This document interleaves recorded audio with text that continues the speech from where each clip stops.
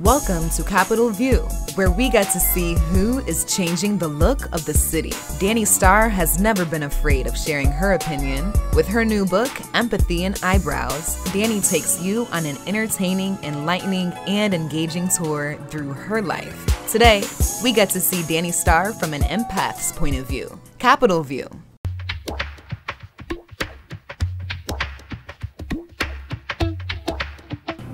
Hi, my name is Danni Starr. I am a mother, I am a radio personality, a national media personality, and I am a survivor of postpartum depression and anxiety. And an author. I'm an author. I wrote a book. That too. Danni Starr is someone who is unapologetically herself. And the only reason why she is that way is because she spent a very long time, I spent a very long time, apologizing for who I was. I've always been loud. I've always been opinionated and strong. And for some odd reason, that always came off negatively, which I think is something you should wear as proudly. I'm loud and I'm opinionated and I care about things, and I don't think there's anything wrong with that. So I am who I am.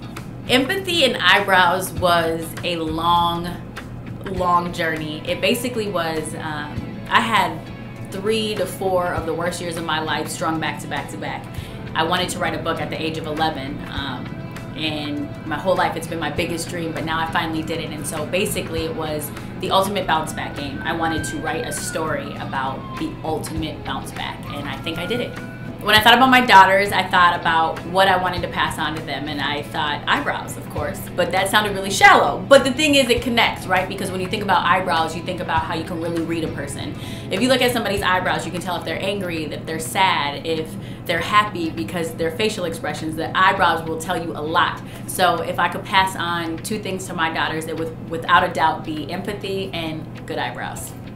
So Empathy and Eyebrows has 41 essays. They're 41 short stories. Some are longer than others because I have a little more to say on those things. If I had to pick my favorite, it's so difficult because I wrote the book, but there's an essay called I Am Not My Mother's Child, and it's an essay about my mom and how beautiful she is, but how I think she self-sabotages over and over again. And I've watched this beautiful woman really just lose all faith in herself, and if only our mothers or our parents or everyone around us could see themselves the way that we see them. It was a really deep essay, but mostly it's about the fact that she could be so much more than she is if she only saw herself through my eyes. And that is probably one of my most favorite essays. I will be perfectly honest, when I wrote the book, I wrote it for selfish reasons. I had a story that I needed to tell, and I did not even comprehend the impact that it would have. I've received emails and letters and direct messages and actual snail mail letters from women and people and men of, fathers of daughters who said, I think all women need to read this book. I think people need to read this book.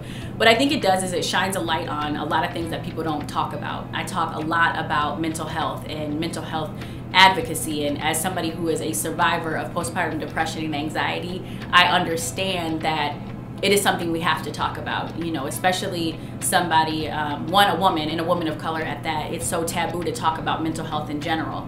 But then, you talk about it and you balance being a mom and somebody who struggles with mental health. These are just things that people really aren't talking about. And I feel like I shine a lot of light on this. I try to do my best to help erase the stigma. But mostly, when we start to tell our stories, it changes lives, and people, they feel like they're allowed or they have permission to tell their stories too. And that's all I want people to do, is really start to share their stories so that other people aren't suffering alone. Empathy and Eyebrows can be found online, Amazon, iTaska Books. You can get it pretty much anywhere, Barnes & Noble. I would just say, if you know someone in your life that is struggling or may just need some positivity in their life, or needs to know that they are not the only one who's been through some things and they need some help with their bounce back game, I would highly recommend my book, Empathy and Eyebrows. And not just because I wrote it, but it is my best work. I put my heart and soul into it, and I think that the more people who read it and the more people that share it, it will help some people. I do think that.